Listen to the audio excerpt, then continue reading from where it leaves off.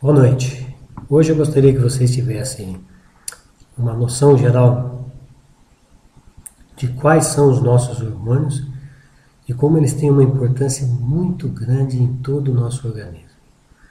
No funcionamento dos órgãos, no funcionamento da musculatura, nas decisões que você toma, nas reações que você tem no dia a dia. Por trás de tudo isso está a atuação de um hormônio ou de vários hormônios. Desde a nossa vida intrauterina, nós estamos produzindo hormônios. A partir de 5 semanas, nós já temos a testosterona definindo o sexo masculino e também o estrogênio, que depois vai definir o sexo feminino. Esses hormônios estão atuando constantemente no nosso corpo, no transcorrer de toda a vida intrauterina, do nosso nascimento e até o final da nossa vida. Nós temos várias glândulas no nosso corpo e essas glândulas são produtoras de hormônios. A principal glândula, que nós podemos dizer que é a glândula mestra, é aquela que rege toda a orquestra dos hormônios, é a hipófise. Ela fica na base do nosso cérebro e ela produz fatores liberadores de hormônios. E esses fatores liberadores vão estimular a produção dos hormônios tireoidianos, a produção dos hormônios testiculares, ovarianos, da suprarrenal e de todas as glândulas do nosso corpo. Os nossos hormônios funcionam acoplados uns aos outros. O efeito de um está diretamente vinculado ao efeito do outro. Temos hormônios anabólicos e hormônios catabólicos. Hormônios anabólicos são aqueles hormônios que fazem a formação dos nossos tecidos, das nossas proteínas e das nossas células. E hormônios catabólicos são aqueles hormônios que degradam as nossas proteínas, as nossas células, os nossos tecidos, tecido muscular e assim por diante.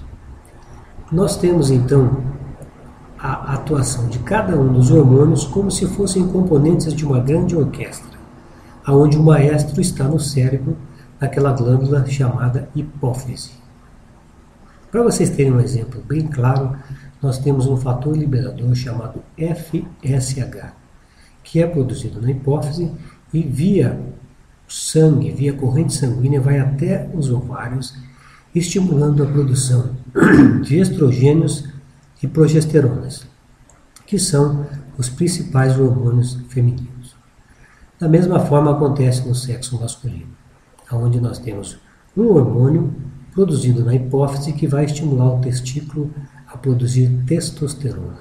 E essa testosterona vai ser importante no surgimento dos caracteres sexuais masculinos, assim como o estrogênio, o estradiol, vai ser importante na formação dos caracteres sexuais femininos.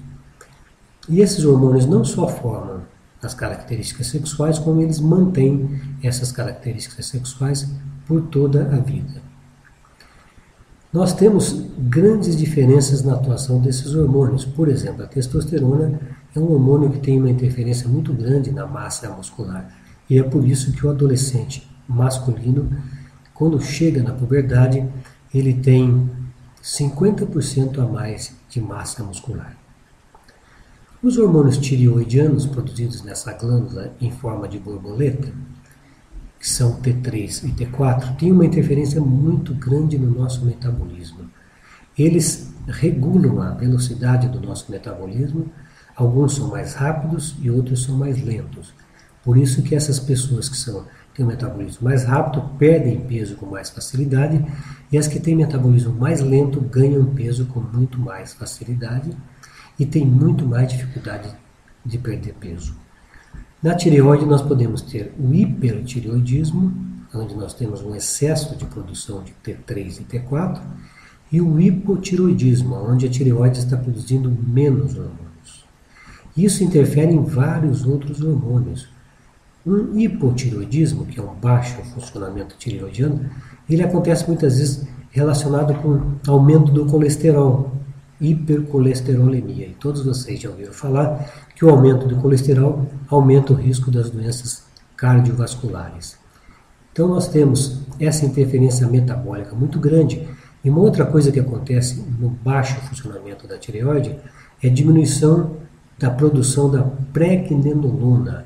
A pregnenolona é o principal hormônio cerebral, muito importante nas transmissões nervosas do cérebro para a cognição, atenção, desempenho. É um hormônio importantíssimo para o funcionamento cerebral que nós temos usado com frequência na medicina anti-age, porque ele é um hormônio que dá uma turbinada no cérebro, melhora muito a memória e ajuda muito a cognição e vai evitar também demência senil, vai evitar a doença de Alzheimer. Temos também outros hormônios. Você tem na suprarrenal, que são as suprarrenais são glândulas que ficam sobre os rins. As suprarrenais produzem cortisol, que é um hormônio fundamental para a estabilidade metabólica, para o catabolismo do nosso corpo. O cortisol ele está aumentado nas situações de estresse. As pessoas muito ansiosas, muito estressadas, trabalham exageradamente, elas têm um excesso de produção de cortisol. E esse cortisol hoje é considerado, dentro da medicina anti-age, o cortisol alto é considerado a principal causa de envelhecimento precoce. E esse cortisol, quando ele se mantém alto por muito tempo, ele vai levar a uma estafa da glândula suprarrenal. As suprarrenais vão entrar em estafa e nós vamos ter uma intolerância a situações de estresse que vai agravar muito o estado de saúde dessa pessoa. A suprarrenal produz outros hormônios também, como por exemplo a dehidroepiandrosterona, um hormônio fundamental também para a questão metabólica, a formação da massa óssea. Nós temos a dehidroepiandrosterona e o sulfato de dehidroepiandrosterona, que é específico de suprarrenal. Esse hormônio, chamado DEA, hoje ele é considerado o melhor hormônio em termos de medicina anti-age, para que nós possamos melhorar o metabolismo, melhorar a massa muscular, melhorar a energia, a disposição e vai interferir em vários outros hormônios. Como eu já disse, os hormônios funcionam acopladamente.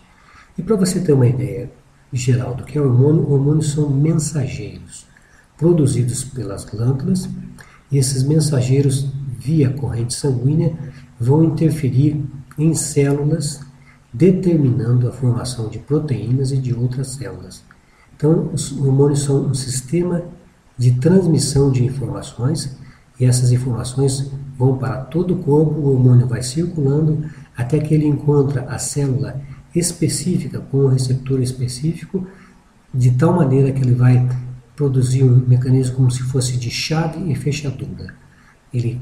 Um determinado hormônio encaixa-se perfeitamente em um determinado receptor celular. Só aquele hormônio vai se encaixar ali. Outros hormônios vão se encaixar em outros receptores celulares, de tal forma que hormônios têm funções diferentes em diferentes setores do organismo. Para o funcionamento, então, de todos os nossos órgãos, é importante que os hormônios estejam sendo produzidos adequadamente. Vejam que interessante. Nós temos uma glândula chamada pineal no cérebro. Essa glândula é a responsável pelo sono, ela produz a melatonina. A melatonina é um hormônio que aumenta no final da tarde e no começo da noite, para que a gente possa relaxar e dormir.